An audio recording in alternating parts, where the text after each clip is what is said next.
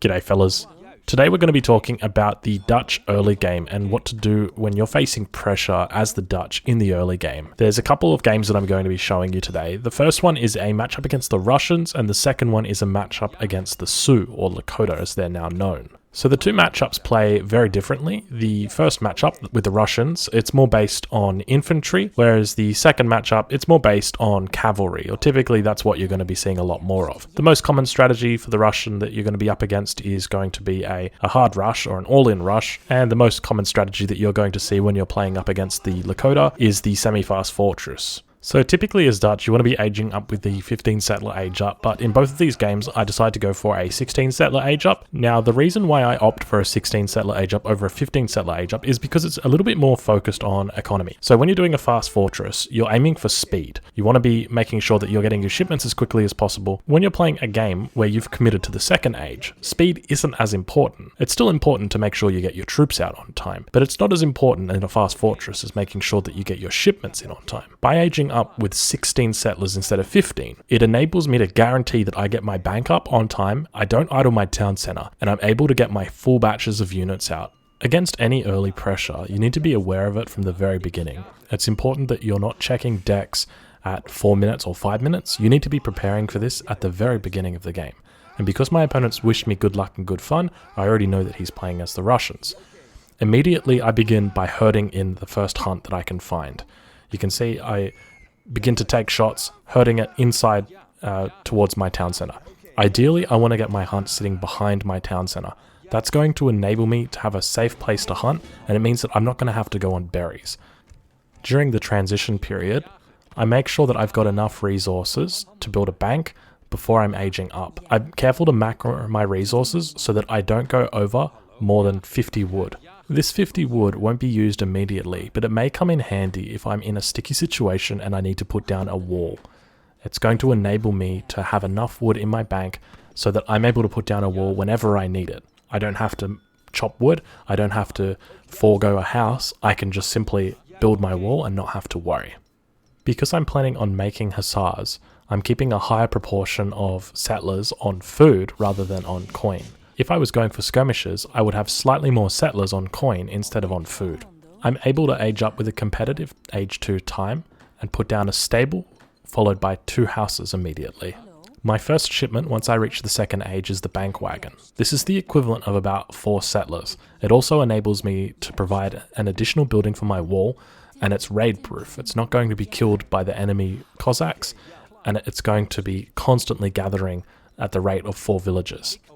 I make sure to tuck my stable towards the back of my base, so that first of all, if my opponent is scouting me, he's not going to know that I'm going stable, and second of all, it enables my cavalry to be in a flanking position. The game time starts to push past 5 minutes 30, and by now the enemy should have attacked me, so I send my envoy down towards his forward position and see that there's musketeers, which to me indicate he's going to be attempting some form of timing push with musketeers and Cossacks. He's obviously realized that I am Dutch, and that I will most likely be starting with a stable start. I've been very fortunate in my map spawn as I have a large row of trees blocking the front of my base, which enables me to simply wall off the left-hand side of my base and effectively have a completely sealed-in base from any form of aggression. It's going to make it really difficult for the Russian enemy to attack into my base. Instead of sending my hussars to go and raid the enemy, I patiently wait for the enemy to come to me. I'm going to need these hussars to prevent me from going idle. If the enemy sees that I've got 5 hussars out, they're going to be more hesitant about committing to my houses or to my town center. My third shipment is going to be 700 wood. This 700 wood is going to enable me to put down extra housing, a barracks, and a bank potentially. Before I put down that bank, I need to make sure that I'm able to hold off any enemy pressure. I don't want to invest 350 resources in a bank, have a hussar in the queue, and then not have the food to be able to complete the batch. At 6:46, we see a scouting party of 5 musketeers walking towards the base. I'm not sure what my opponent is intending to do, but it is a sign to me that I should continue unit production, as I don't know what I'm going to be up against, whether my opponent is going fortress, whether my opponent's building up a mass behind this. I can see that he hasn't taken any trading posts along the trading route, so I'm not sure what his goal is in this game. The game continues on and I'm able to repel what small attacks the opponent attempts to throw at me. At 8 minutes and 40, I decide to push out of my base because I'm satisfied that the enemy isn't contributing towards his mass at the rate that he should be, so he must be teching up to the fortress age behind this. He's most likely expecting that I'm going to be doing the same thing, and he wants to match me. However, from here I've already built up a significant lead, because I've been able to get down 4 banks and 26 settlers, which is roughly the equivalent to 42 settlers. Meanwhile, the Russian is most likely going to be on at most 30 settlers, so I've got a significant economic lead, and from here, the game is over just simply because I've been able to repel that very light early pressure, build my economy at the same time, continue cultivating mass. At the first battle, at 10 minutes, we can see that the enemy's military is really quite measly. It becomes evident to me that the opponent hasn't researched his build order. He's tried to do some form of semi-fast fortress, putting early pressure on me as a Dutch player, and then aging up to the fortress age around the 10 minute 30, 10 minute 40 mark, but he's just simply too slow. And while this game isn't a close one, it serves as a way to demonstrate how you can deal with early pressure and the appropriate response that you need to provide and give to a Russian player, just simply because of the fact that they are Russian and they have the ability to control the tempo of the game. So the next match is a Dutch versus Sioux, or Lakota as they're now known. With this matchup, you need to be very careful of the cavalry. If you're not paying attention, you can lose 5 or 6 villages in the blink of an eye. So it's really important that once the Sioux has aged up, that your settlers are in safe positions behind your base. I'm going to want to be herding very effectively in this game, and I need to make sure that my hunts are behind my town center. So just like the last game, we're going to be doing a 16 settler age up. I'm not sure what strategy my opponent's going to be going for, whether that's going to be a war hut, whether that's going to be a stable into a semi-FF, but either way, we're going to be starting with a barracks in the Sioux matchup, and the reason why is because if the enemy does come at us with some early cavalry, we're just going to be building some pikemen. If the enemy comes at us with some infantry, then it's very easy for us to just switch over to skirmishers. During our transition period, making sure that we get 350 wood as well as 350 food to build our bank. I also gather a little bit of extra wood because I'm going to be putting up a wall towards the front of the base. In the previous game, I was very fortunate in that I had a natural wall built by those trees, but in this game, I'm not so fortunate.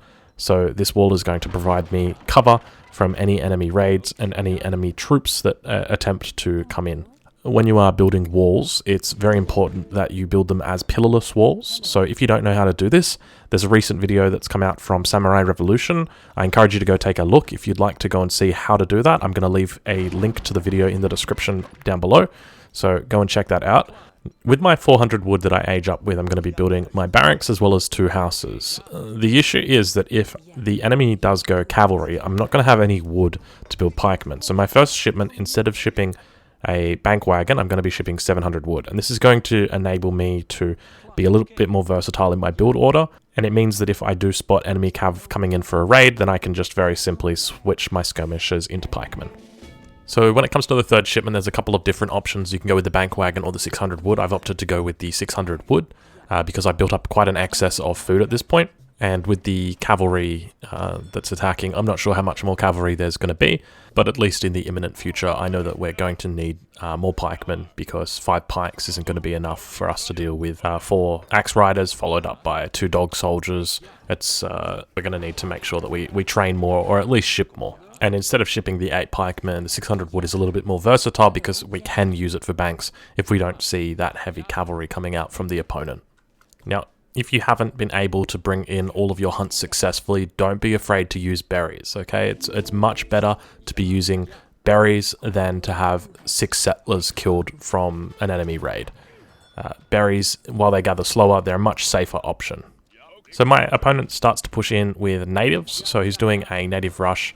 This is concerning for me because the Nootkas in particular have quite a high siege level, so it means that I'm going to be most likely losing that bank at the front. Even though it's got 4000 HP and is the strongest part of my wall, it's the part that my opponent has targeted. And rightfully so. It's a huge investment for me. So I've produced 5 skirms, and you can just see how ineffective they are against some of the enemy units there. I'm clicking on them trying to work out what they are and why I'm not doing any damage to them. And my pikemen are fortunate enough to catch the enemy explorer when he's been a little bit too preoccupied with the front of my base, and we've been able to nullify his cavalry raid.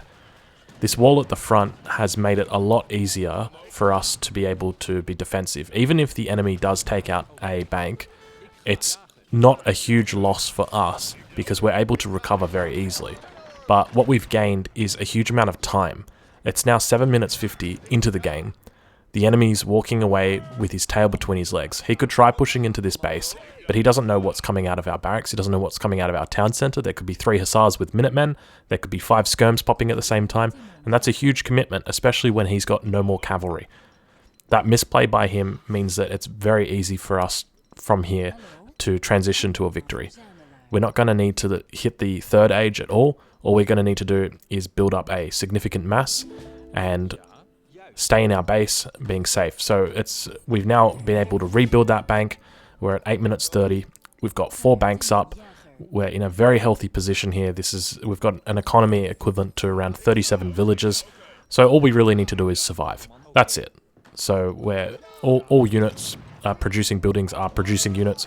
We're shipping units from the home city because this right here, this is the enemy's go time. If they don't kill us here, then they're not going to be able to win the game, and he definitely understands that. So from behind the safety of the walls, we're able to use our skirmishers and their long range to poke the enemy units and to convince them to stay away from our base. What we're aiming to do is not get into a direct fight with the enemy, so we're keeping our pikemen at the front, really trying to be as passive as we can. We do not want to fight. The later that we fight, the better. We probably wouldn't be able to take that fight. If he pushed in right now, we would have a lot of trouble. But we do have units popping. We've got a shipment that just came out, and we've got Minutemen that we can call. So had he come in, he would have been completely ruined, just because of the amount of units that just popped out there. But we're in a very comfortable position here. This wall really just gives us so much leverage when it comes to units and just being able to sort of kite around and stay in this pocket. That's why I really just want to emphasize how important these walls are as a Dutch player. And, you know, all it took was 20 wood on this wall and 20 wood on the other wall. Not a huge investment at all, but it just changes the complete way that the enemy approaches your base. They're so much more restricted in what they can do. As we saw with that last push in, the enemy came in, he was looking for settlers, he was looking for something to burn, but there was nothing. We don't need to wall that part of the base because we don't need to give him something to kill. He's got nothing to kill back in our base anyway. So we're happy just biding our time. We're sitting and waiting. We're putting up our 5th bank now. It's 10 minutes and 20 seconds. Our economy is in absolute overdrive. We've got the equivalent of 50 settlers. And we're going to fast forward a little bit here and move up to the action. Alright, so you want to know what the best way to get your enemy to attack you is? Age up to the Fortress Age. You age up to the Fortress Age, he's going to be trying to hit you so fast because he knows that you're going to have unit shipments on the way. He knows that you're going to have veterancy upgrades for your pikemen. You can see he's just absolutely suicided his units directly into my pikemen. It's really not even a close fight. And even if he tried to micro it around, there still wouldn't even be a close fight at all. And that's simply because with the skirmisher mass that we've got, we're going to continue adding units from the home city. We've got a stable right next to us. We've got a barracks right next to us, and they're going to continue pumping out units. We've got the defender's advantage. There's really nothing that the opponent can do in this situation. Once we've built up a mass of anti-cavalry that we're comfortable with, we can leave the base. Now, the enemy's made a critical error here. They've shipped their coin to the very front war hut, and this was likely the coin that they were going to be using to age up. And they're not going to be able to gather it, and it's one of those mistakes that really just signifies that the game is over, and there's not a lot you can do to come back from that. You're not going to be able to age up to match your enemy. You're simply just going to be locked into colonial, and it's in that position that the enemy does resign. So overall, the primary things that I'm encouraging people to do when they're playing defensively as the Dutch, first and foremost, build walls. It doesn't matter if these walls are with houses or with banks or with coin mines or with trees. You need to create a defensive pocket for your units.